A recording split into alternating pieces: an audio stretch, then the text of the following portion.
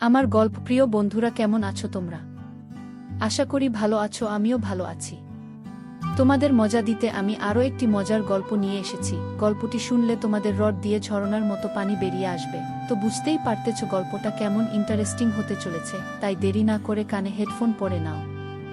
আর যারা আমার সাথে কথা বলতে চাও বা ইমো নাম্বার পেতে চাও, আমি ভিডিওর মধ্যে নাম্বার দিয়ে দেব, আপনারা ভিডিও কলে আমার সাথে মজা করতে পারবেন।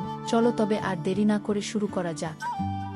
প্রতিদিন রাতে আমার দেবরের ঘর থেকে বিভিন্ন আবেগপূর্ণ আওয়াজ শোনা যেত। সেই আওয়াজগুলো শুনে আমার মনেও এক অদ্ভুত কৌতূহল সৃষ্টি হতো। একদিন কৌতূহল সামলাতে না পেরে আমি তাদের ঘরের জানালার কাছে গিয়ে সবকিছু দেখতে শুরু করলাম। সেই মুহূর্তে যা দেখলাম তাতে আমার মন অবাক হয়ে গিয়েছিল। তখন দেবরকে দেখে আমার হৃদয়েও এক অদ্ভুত অস্থিরতা সৃষ্টি হয়েছিল। সেই অভিজ্ঞতা আমাকে ভীষণভাবে নাড়া দিয়েছিল। এখনও সেই মুহূর্ত আমার মনের গভীরে জায়গা করে আছে এবং তা আমি সহজে ভুলতে পারছি না। সবকিছু দেখে আমার আবেগকে নিয়ন্ত্রণ করা খুব কঠিন হয়ে গিয়েছিল। তখন আমি একটি সিদ্ধান্ত নেই। সেদিন বাড়িতে অন্য কেউ ছিল না। রাতে আমি ভাবির বিশেষ পোশাক পরে দেবরের ঘরে চলে যাই। তারপর রাত গভীর হলে দেবর আমাকে তার হ্যালো বন্ধুরা, আমার নাম প্রিয়া। আমি দেখতে খুবই সাধারণ হলেও আমার জীবন একটু অন্যরকম। আমি একটি মধ্যবিত্ত পরিবারে জন্মেছি। ছোটবেলায় গ্রামে থাকতাম, যেখানে মানুষজন নিজেদের জীবনের নানা ঘটনা খুব খোলামেলাভাবে বলত। তখন আমার বয়স ছিল মাত্র 17 বছর। আমাদের মহল্লার মহিলারা নিজেদের জীবনের গল্প বলতে ভালোবাসত। এইসব গল্প শুনতে শুনতে আমার জীবনের পথও বদলে গিয়েছিল। তবে সেই রাতটি ছিল আমার জীবনের এক নতুন অধ্যায়ের সূচনা। আমি ছোট থেকেই কিছু বিষয় নিয়ে অনেক প্রশ্ন করতাম। আমাদের পাড়ার মহিলারা নিজেদের ব্যক্তিগত জীবনের বিষয়গুলো নিয়ে এমন খোলামেলা কথা বলতো যে তা শুনলে আমার খুব অস্বস্তি হতো। আমি ভাবতাম, স্বামী স্ত্রীর মধ্যে যা কিছু হয় তা তো একান্ত ব্যক্তিগত, এগুলো নিয়ে এত আলোচনা করার কি প্রয়োজন? এই ধরনের কথা শুনে আমি প্রায় সেখান থেকে সরে যেতাম। আমাদের পরিবারে আমরা 4 জন ছিলাম, আমি, আমার মা বাবা এবং বড় ভাই। আমার ভাইয়ের বিয়ে হয়েছিল ঠিক 1 বছর আগে। আমার ভাবি ছিলেন খুব ভালো মনের মানুষ, কিন্তু তাকে কখনো নিজের ব্যক্তিগত বিষয় নিয়ে প্রকাশ্যে আলোচনা করতে দেখিনি। আমি নিজেও শিক্ষিত ছিলাম এবং সবসময় ভাবতাম কিছু বিষয় ব্যক্তিগত রাখা উচিত। এরপর সময় কেটে গেল এবং একদিন আমার বাবা আমার জন্য একজন পাত্র ঠিক করলেন। পাত্র ছিলেন আমাদের গ্রামেরই একজন। নাম ঈশান। তিনি শিক্ষিত ছিলেন এবং শহরে একটি কোম্পানিতে চাকরি করতেন।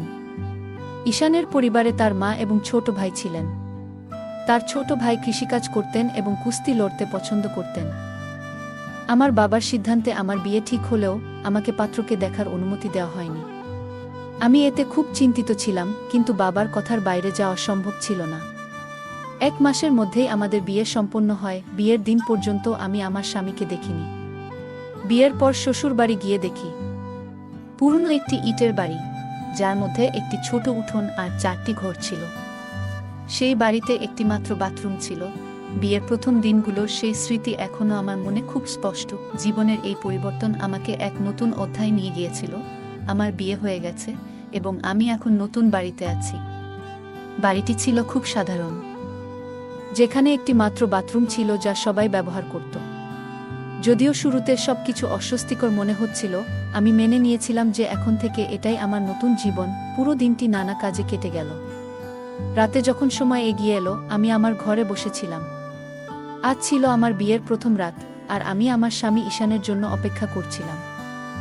কিছুক্ষণ পর তিনি ঘরে এলেন, হাতে 1 গ্লাস দুধ নিয়ে। তখনই আমি প্রথমবারের মতো তাকে ভালোভাবে দেখলাম। ঈশান দেখতে খুব সাধারণ ছিলেন, পাতলা গড়ন এবং একটু দুর্বল বলে মনে হচ্ছিল। প্রথমে আমি একটু হতবাক হয়েছিলাম, কারণ আমি তার সম্পর্কে বেশি কিছু জানতাম না। তবে আমি নিজেকে শান্ত করলাম এবং ভাবলাম, হয়তো সময়ের সাথে সবকিছু বদলাবে। অনেক পুরুষই বিয়ের পর শারীরিক ও মানসিকভাবে ভালো হয়ে ওঠে। ঈশান আমার কাছে এসে বসে বললেন, প্রিয়া, তুমি আমার জীবনের সবচেয়ে সুন্দর উপহার। তোমার মতো জীবনসঙ্গী পাওয়ার স্বপ্ন আমি দীর্ঘদিন ধরে দেখেছি। আজ সেটা পূরণ হলো। তিনি আমার দিকে দুধের গ্লাস বাড়িয়ে দিয়ে বললেন, এটা পান করো। আমি একটু লজ্জা পেয়ে বললাম, আপনি আগে খান, তারপর আমি খাবো। তিনি হেসে গ্লাস থেকে 1 চুমুক নিলেন এবং তারপর আমাকে দিলেন। সেই মুহূর্তে আমার মনে হলো এই নতুন জীবনে আমি ধীরে ধীরে মানিয়ে নেব। ঈশান প্রথমেই দুধের গ্লাস থেকে এক চুমুক নিলেন, তারপর আমার দিকে এগিয়ে দিলেন। আমি বাকি দুধ পান করলাম। তার এই আচরণে আমার মনে ভালো লাগার অনুভূতি জন্ম নিল। তখন তার ব্যবহার আমাকে সত্যিই মুগ্ধ করেছিল। কিছুক্ষণ পর ঈশান আমার হাত ধরে আমাকে কাছে টেনে নিলেন। আমার মনে এক অদ্ভুত উত্তেজনায় ভরে উঠেছিল, কিন্তু আচমকা তিনি নিজেকে দূরে সরিয়ে নিয়ে ঘুমানোর জন্য শুয়ে পড়লেন। আমি খুবই বিভ্রান্ত হয়ে পড়লাম। আজ ছিল আমাদের বিয়ের প্রথম রাত, এবং আমি এই রাতকে বিশেষভাবে মনে রাখার মতো করে কাটানোর স্বপ্ন দেখেছিলাম। কিন্তু সেই স্বপ্ন মুহূর্তেই ভেঙে গিয়েছিল। আমি বিছানায় শুয়ে রইলাম আর চিন্তা করতে লাগলাম। কিছুক্ষণ পর দেখলাম ঈশান গভীর ঘুমে তলিয়ে গেছেন। আমি তখন নিজেকে শান্ত রাখার চেষ্টা করলাম, তবে মনকে স্থির করতে পারছিলাম না। কখন যে ঘুমিয়ে পড়েছিলাম তা বুঝতে পারিনি। সকালে ঘুম ভাঙতেই দেখলাম সূর্যের আলো ঘর ভরে গেছে। আমি উঠে বাথরুমে গিয়ে ফ্রেশ হলাম। তারপর বাইরে এসে দেখি আমার ছোট ভাবি বাসন মাজছেন। আমি তার পাশে গিয়ে সাহায্য করতে লাগলাম। ভাবি মুচকি হেসে বললেন, প্রিয়া ভাবি, কাল রাতে কেমন কাটল? নিশ্চয়ই খুব আনন্দময় ছিল, তাই না? জাটজিকে বেশি বিরক্ত তো করেনি, বলেই তিনি হাসতে লাগলেন। তার কথা শুনে আমি এক মুহূর্তে নির্বাক হয়ে গেলাম। কি উত্তর দেব তা ভেবে পেলাম না। আমার ভাবির কথাগুলো শুনে মনে একটু অস্বস্তি হচ্ছিল, কিন্তু আমি তার কোনো উত্তর দিলাম না, বরং তার সঙ্গে হেসে হেসে কথা চালিয়ে যেতে থাকলাম। তখন আমি ভাবিকে জিজ্ঞাসা করলাম, তোমার বিয়ে আগে কিভাবে হলো? ঈশান ভাই তো মুবিন ভাইয়ের থেকে বড়, তাই না? ভাবি একটু হাসি দিয়ে বললেন, জাটজি বিয়ের বিষয়ে একেবারেই আগ্রহী ছিলেন না। শাশুড়ির জোরাজুরিতে তার বিয়ে হয়েছিল। তার কথা শুনে আমি একটু থমকে গেলাম।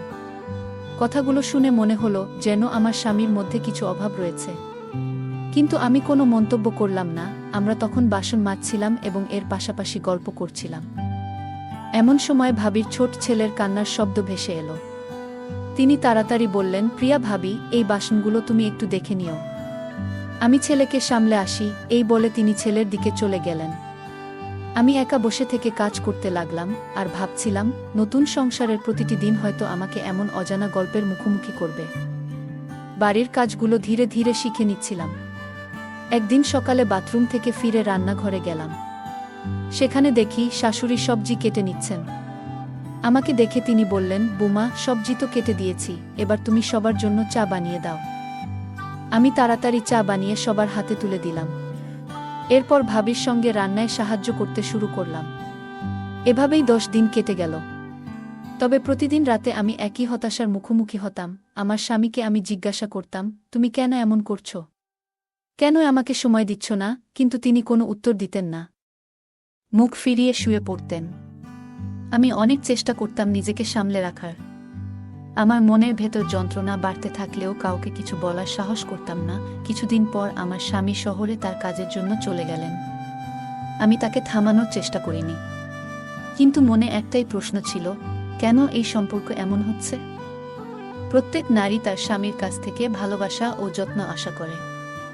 সংসার সুখে চলার জন্য শুধু অর্থ বা খাবার যথেষ্ট নয়। স্বামী স্ত্রীর মধ্যে এমন কিছু অনুভূতি থাকে যা একজন নারীর মনে সুখ ও পরিপূর্ণতার অনুভূতি নিয়ে আসে। কিন্তু আমার স্বামীর মধ্যে সেই চেষ্টার অভাব আমি স্পষ্ট দেখতে পাচ্ছিলাম। আমি চুপচাপ সময় কাটিয়ে দিলাম আর মনে মনে ভাবলাম, হয়তো সময়ের সাথে সবকিছু ঠিক হয়ে যাবে। বিয়ে করার পর প্রত্যেক মেয়ে ভাবে তার নতুন সংসার তার জীবনের সবচেয়ে সুখময় অধ্যায় হবে। আমিও তাই ভেবেছিলাম, কিন্তু সময়ের সঙ্গে সঙ্গে বুঝলাম আমার স্বপ্নগুলো এক এক করে ভেঙে যাচ্ছে। আমার স্বামী ঈশান কাজের জন্য শহরে চলে গেলেন। আমি চুপচাপ তাকিয়ে রইলাম। মনে হচ্ছিল যেন জীবনের সব আশা ধীরে ধীরে ফুরিয়ে যাচ্ছে। শ্বশুর বাড়িতে আমি একাই 6 মাস কাটিয়ে দিলাম। এই 6 মাসে আমার স্বামী মাত্র 10 দিনের জন্য বাড়ি এসেছিলেন, তাও যেন তার মধ্যে কোনো আগ্রহ ছিল না। আমার মন ভেঙে যাচ্ছিল, কিন্তু কাউকে কিছু বলতে পারিনি। নিজেকে শান্ত রাখার চেষ্টা করছিলাম। তবে এ সময় এক বিষয় খুব খারাপ লাগত। আমার ছোট ভাবিকে দেখে আমার মনে ঈর্ষা হতো। তার স্বামী একজন পরিশ্রমী কৃষক এবং শারীরিকভাবে খুবই শক্তিশালী। তাদের দাম্পত্য জীবন সুখে ভরা ছিল। একদিন আমি শাশুড়িকে বললাম, মা, আমি একবার আমার বাপের বাড়ি যেতে চাই। তিনি অনুমতি দিলেন। পরদিন সকালে আমার দেবর আমাকে বাপের বাড়ি পৌঁছে দিয়ে নিজে আবার ফিরে গেলেন। বাপের বাড়িতে পৌঁছানোর পর মা ও ভাবি আমার কাছে জানতে চাইলেন, শ্বশুরবাড়ি কেমন? তোমার সেখানে সময় ভালো কাটছে তো? আমি চুপ করে রইলাম। কি বলবো বুঝতে পারছিলাম না। আমার মনের কষ্ট কাউকে বোঝাতে পারছিলাম না। বাপের বাড়িতে গিয়ে সবাই যখন আমার শ্বশুরবাড়ির খোঁজ খবর নিতে লাগলো, আমি মুখে হাসি রেখে বললাম, সব ঠিক আছে, কিন্তু যার ঠিক থাকার কথা সেই ঠিক নেই। এ কথা কারো সঙ্গে বলার সাহস হয়নি। আমি জানতাম এ কথা বললে সবাই কেবল হাসবে। ধীরে ধীরে আমি বাপের বাড়ির মহিলাদের সঙ্গে বসতে শুরু করলাম। তারা নিজেদের জীবনের নানা অভিজ্ঞতা, বিশেষত স্বামী স্ত্রীর সম্পর্কের বিষয়ে খোলাখুলি কথা বলতো। আমি তাদের কথা মন দিয়ে শুনতাম, কিন্তু কিছুই বলতাম না। আমার তো বলার মতো কিছুই ছিল না। ওই মহিলারা এমনভাবে তাদের গল্প বলতো, যেন সবকিছুই খুব স্বাভাবিক। তাদের কথায় আমার মন কখনো দোলা দিয়ে উঠত, কখনো সইতে না পেরে ব্যথিত হতো। আমি ভাবতাম, ইস, আমার স্বামী যদি আমাকে এভাবে ভালোবাসতো। কিন্তু বাস্তবতা ছিল ভিন্ন। আমার মনের ভেতরে যে পরিবর্তন হচ্ছিল তা আমি নিজেও টের পাচ্ছিলাম। বাপের বাড়িতে কাটানো 1 মাসে তাদের কথাগুলো আমার মনে গেঁথে গিয়েছিল। আমি অনুভব করছিলাম, আমিও আমার স্বামীর সঙ্গে এক সুন্দর সম্পর্ক চাই, যেখানে ভালোবাসা ও অনুভূতির গভীরতা থাকবে। হঠাৎ একদিন আমার দেবর এসে বলল, চলুন, আপনাকে শ্বশুরবাড়ি নিয়ে যেতে হবে। মা বাবা আনন্দের সঙ্গে আমাকে বিদায় দিলেন। আমি আবার আমার শ্বশুরবাড়ি ফিরে এলাম। কিন্তু ফিরে দেখলাম আমার স্বামী তখনও শহরের বাড়িতে ফিরে আসি। মনটা একটু বিষণ্ণ ছিল। তখন গরমকাল চলছিল এবং এই গরমে ঘরে ঘুমানোর সময়ও তাপমাত্রা অসহ্য লাগছিল। এক রাতে, রাত প্রায় 1টার দিকে, বাথরুমে যাওয়ার জন্য আমি ঘুম থেকে উঠি। দেবরের ঘরের পাশ দিয়ে যাওয়ার সময় আমি একটা অদ্ভুত আওয়াজ শুনতে পাই। প্রথমে কিছুই বুঝতে পারছিলাম না, কেন এমন শব্দ হচ্ছে। আমার কৌতূহল বাড়তে থাকে এবং আমি তাদের ঘরের জানালার পাশে গিয়ে একটু উকি দেই। ঘরে হালকা আলো জ্বলছিল, পাখা চলছিল এবং জানালাগুলো খুলে রাখা ছিল তীব্র গরমের কারণে। যে দৃশ্য দেখলাম তা আমার মনের গভীরে একটা ঝড় তুলে দিল। আমি ভেতরে থেকে অবাক হয়ে ভাবছিলাম, কিভাবে এমন একটা দৃশ্য আমাকে প্রভাবিত করতে পারে। নিজের ভেতরে ভীষণ অপরাধবোধ কাজ করছিল, যেন আমি এমন কিছু দেখেছি যা আমার দেখা উচিত ছিল না। আমি সঙ্গে সঙ্গে সেখান থেকে সরে আসি, বাথরুমে যাই এবং তারপর আমার ঘরে ফিরে এসে শুয়ে পড়ি। কিন্তু আমার চোখে আর ঘুম নেই।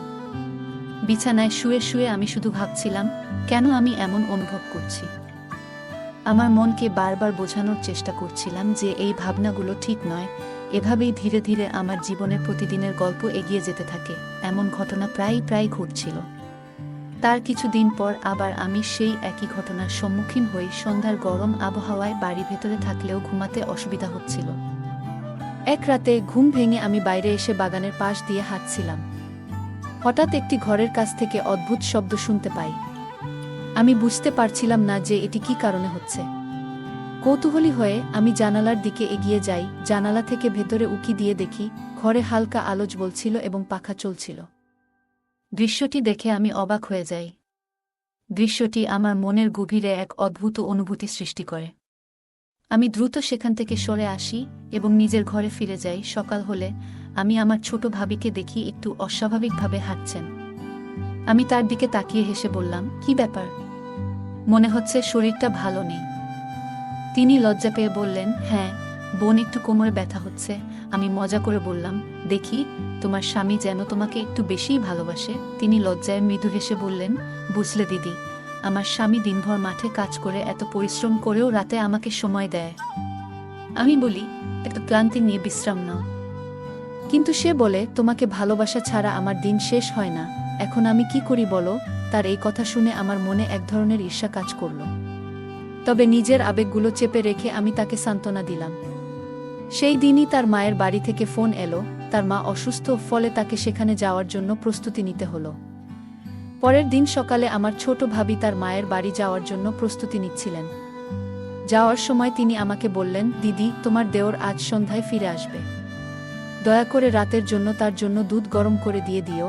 আমাকে 1 মাস মায়ের কাছে থাকতে হবে। আমি হেসে বললাম, তুমি নিশ্চিন্তে যাও, আমি তার ভালোভাবে যত্ন নেব। সন্ধ্যায় দেবর বাড়ি ফিরল। রাতের খাবার শেষে সবাই যার যার ঘরে চলে গেল।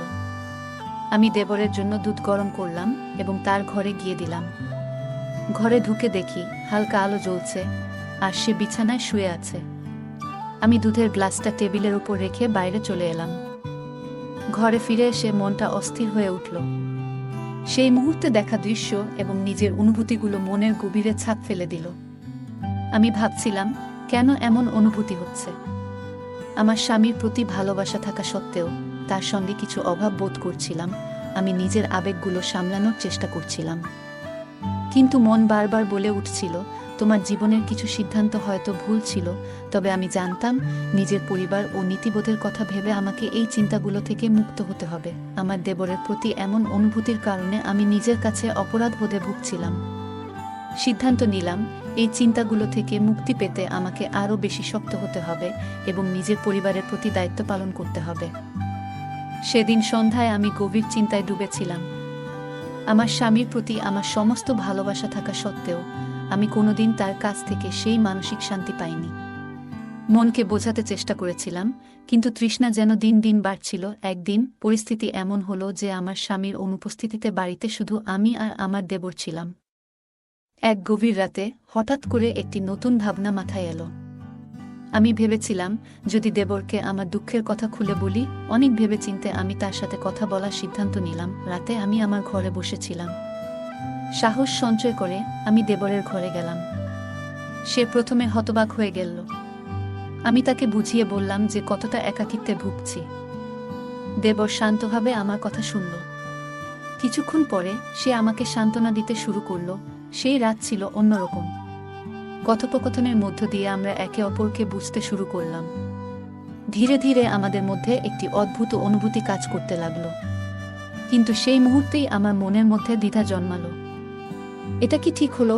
পরবর্তী দিনগুলোতে আমি অনুভব করলাম, আমার ভেতরে এক ধরনের অপরাধবোধ কাজ করছে।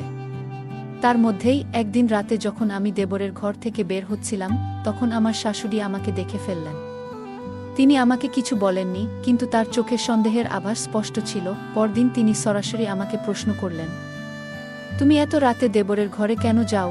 আমি তার প্রশ্নের জবাব দিতে পারছিলাম না, কিন্তু তিনি আমাকে বকাঝকা শুরু করলেন। শেষ পর্যন্ত আমি বললাম, মা, আপনি জানেন যে আপনার বড় ছেলে আমাকে কোনোদিন সঠিক ভালোবাসা দিতে পারেনি। আমি এই সম্পর্কের প্রতি বিশ্বস্ত থাকার চেষ্টা করেছি, কিন্তু আমি একা থাকতে থাকতে ক্লান্ত হয়ে পড়েছি। আমার কথা শুনে তিনি কিছুক্ষণ চুপ থাকলেন। তারপর বললেন, আমি তোমার কথা বুঝতে পারছি, কিন্তু এমন কোনো কাজ করো না যা আমাদের পরিবারের মানসম্মান নষ্ট করে। আমার বিয়ের পর থেকেই আমি একটি অনিশ্চয়তায় বসবাস করতে শুরু করি। স্বামীর প্রতি ভালোবাসা থাকা সত্ত্বেও আমি কোনোদিনই সেই আত্মিক ও মানসিক শান্তি পাইনি। স্বামী সবসময় নিজের কাজে ব্যস্ত থাকতেন, আর আমার প্রতি তার কোনো দায়িত্ববোধের প্রকাশ ছিল না। একদিন আমি আমার শাশুড়ির সঙ্গে আমার এই অসন্তুষ্টির কথা শেয়ার করলাম। আমি বললাম, মা, আপনি হয়তো জানেন না, কিন্তু আমি এই বিয়েতে মানসিক শান্তি পাইনি। একজন নারী তার জীবনে যতটুকু আশা করে আমি ততটুকু পাইনি। আপনি কি জানেন আমি কতটা একাকিত্বে ভুগছি?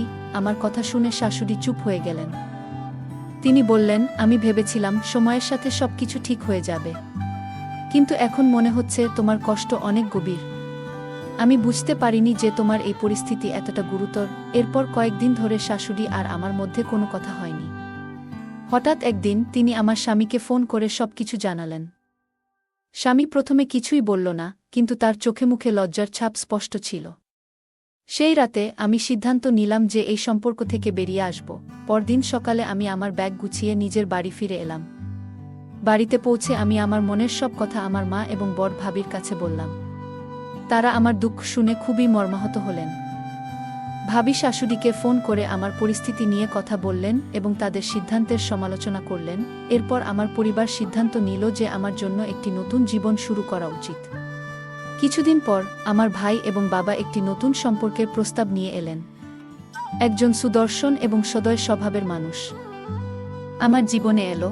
আমার জীবনে অনেক উঠাপড়ার পর অবশেষে একটি নতুন অধ্যায় শুরু হয়। আমার বিয়ে হয়েছিল একজন দয়ালু এবং দায়িত্বশীল মানুষ, আমনের সঙ্গে। আমনের প্রথম স্ত্রী 6 মাস আগে এক মর্মান্তিক দুর্ঘটনায় মারা যান। তার পরিবারে তার মা, বাবা এবং ছোট একটি বোন ছিল, যে খুবই মিষ্টি স্বভাবের। আমার বিয়ের 15 দিনের মাথায় আমি নতুন শ্বশুরবাড়িতে প্রবেশ করি। আমন একজন সৎ এবং প্রতিষ্ঠিত মানুষ। তিনি তার অফিসে উচ্চপদে কাজ করেন। তার ভালোবাসা এবং যত্নে আমার মনের শান্তি আসতে শুরু করে। আমার শ্বশুরবাড়ির মানুষগুলোও আমাকে খুব স্নেহ করতেন। ধীরে ধীরে আমার পুরনো জীবনের দুঃখগুলোকে ভুলে গিয়ে আমি নতুন জীবনে মেতে উঠি। আমার স্বামী আমার প্রতি সবসময় যত্নশীল ছিলেন এবং আমাকে সেই ভালোবাসা দিয়েছিলেন যা একজন স্ত্রী তার স্বামীর কাছ থেকে আশা করে। আমিও তাকে পুরো মন থেকে ভালোবাসতে শুরু করি। জীবনের নতুন অধ্যায়ে এসে আমি উপলব্ধি করলাম, যখন জীবনে প্রকৃত ভালোবাসা এবং সঠিক দিক নির্দেশনা থাকে তখন কোনো ভুল পথে হাঁটার প্রয়োজন হয় না। আমি সুখের জীবন কাটাতে শুরু করলাম এবং আমার ভেতরের সমস্ত হতাশাকে পেছনে ফেলে দিলাম। মানুষের জীবনে প্রতিটি স্বপ্ন পূরণের জন্য সঠিক সময় এবং সুযোগ দরকার। একজন নারীর জীবনে বিয়ে একটি নতুন আশা নিয়ে আসে, কিন্তু সেই আশা যদি পূর্ণ না হয় তখন সে এক ধরনের ভাঙন অনুভব করে। অনেক সময় পরিস্থিতি মানুষকে ভুল পথে নিয়ে যায়, তবে এটা মনে রাখা উচিত, সঠিক সিদ্ধান্তই জীবনকে সুন্দর করে তুলতে পারে। অনেক সময় পরিস্থিতি মানুষকে ভুল পথে নিয়ে যেতে পারে, কিন্তু সঠিক সিদ্ধান্ত নিলে সেই ভুল পথ থেকে বেরিয়ে আসা সম্ভব। এটি দেখায় যে ভুল কখনো চূড়ান্ত নয়, বরং এটি সংশোধনের সুযোগ দেয়। গল্পের চরিত্রটি তার নিজের উপর বিশ্বাস রেখে নতুন জীবনের জন্য প্রস্তুতি নিয়েছে। এটি আমাদের শেখায় যে নিজের প্রতি বিশ্বাস এবং আত্মবিশ্বাস জীবনকে এগিয়ে নিয়ে যায়। গল্পটি আমাদের জীবনের নানা দিক সম্পর্কে নতুন উপলব্ধি দেয় এবং অনুপ্রেরণা যোগায়। এটি দেখায় যে সঠিক দৃষ্টিভঙ্গি এবং দৃঢ় মনোবল থাকলে যে কোনো চ্যালেঞ্জকে জয় করা সম্ভব। বন্ধুরা, এই ছিল আমাদের আজকের গল্প। আপনাদের গল্পটি কেমন লাগলো জানাতে ভুলবেন না। আপনাদের প্রতিটি কমেন্ট আমাদের উৎসাহ দেয়। গল্পটি ভালো লাগলে লাইক, শেয়ার এবং সাবস্ক্রাইব করতে ভুলবেন না। ধন্যবাদ। আজকের গল্পটি এ পর্যন্ত এতক্ষণ সাথে থাকার জন্য ধন্যবাদ। দেখা হবে পরবর্তী কোনো ভিডিওতে।